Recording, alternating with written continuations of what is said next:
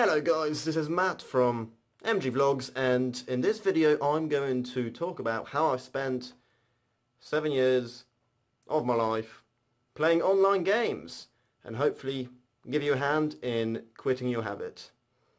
Enjoy!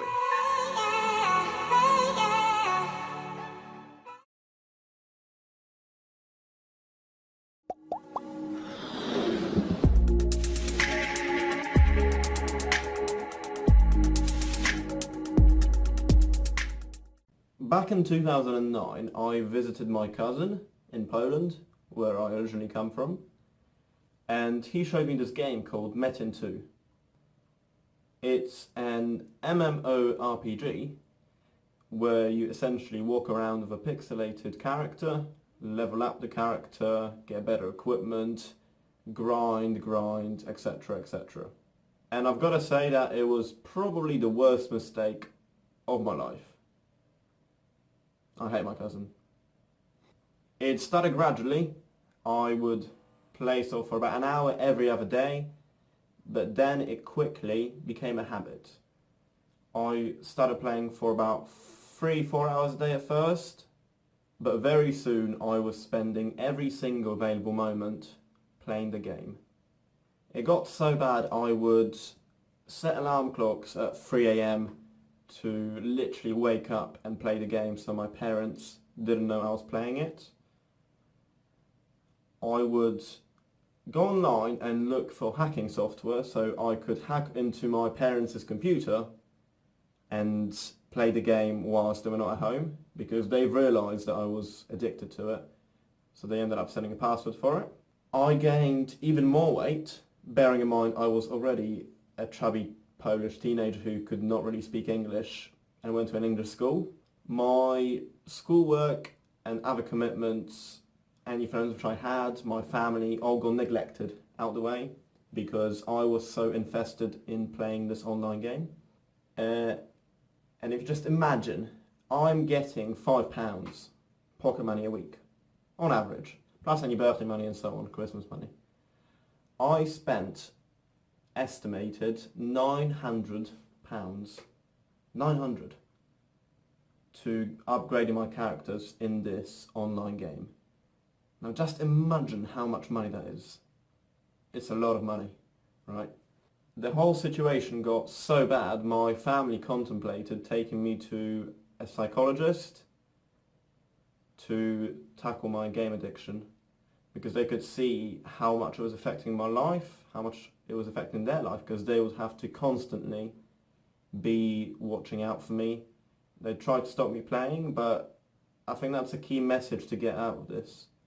Not only does online gaming affect you, but it affects any relationships and all people around you. Now, when it comes to quitting, I knew I wanted to quit, and I felt guilty. I essentially felt like a failure.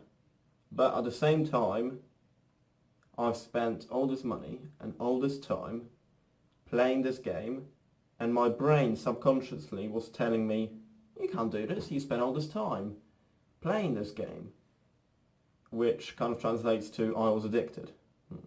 In real life, I had not many friends at all, but inside the game, I spent all this time playing it, I was respected, I would go in there, smash monsters and all that shit, and it felt good. I didn't want to leave that sort of stuff. And what ended up happening is I would get those sort of motivational bursts of, I'm going to quit now.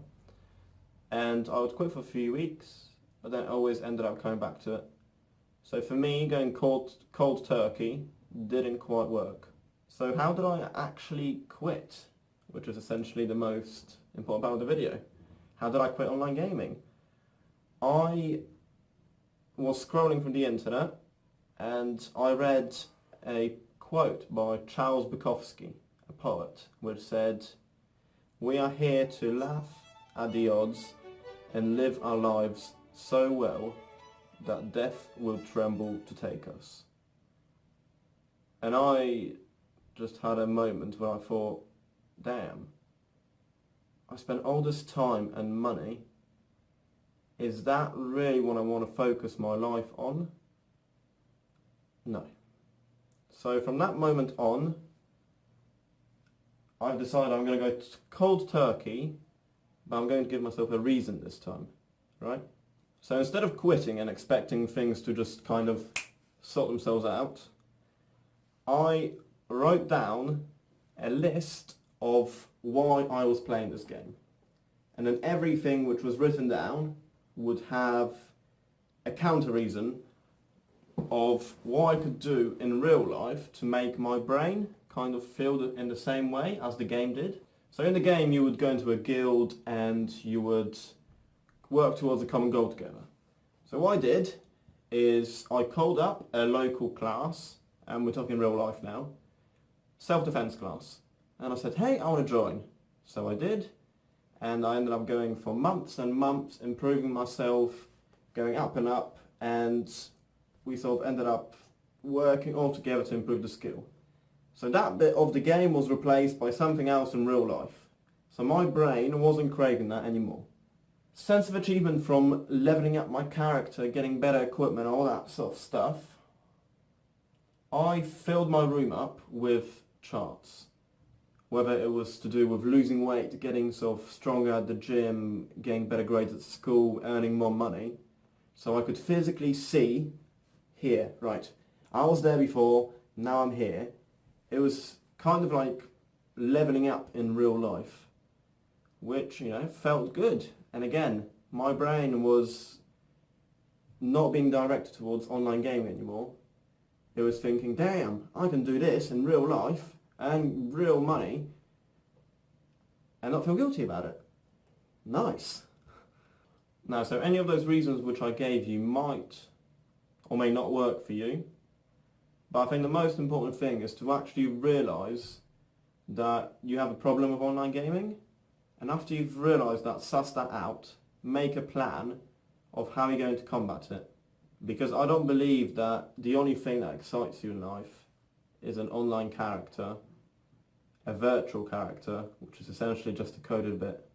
So now to go back to that quote, when I do meet death, in God knows how many years' time, instead of showing them my Metin 2 level, I'm going to be like, hey, look at those charts. I've leveled up in real life. Eat that. Death.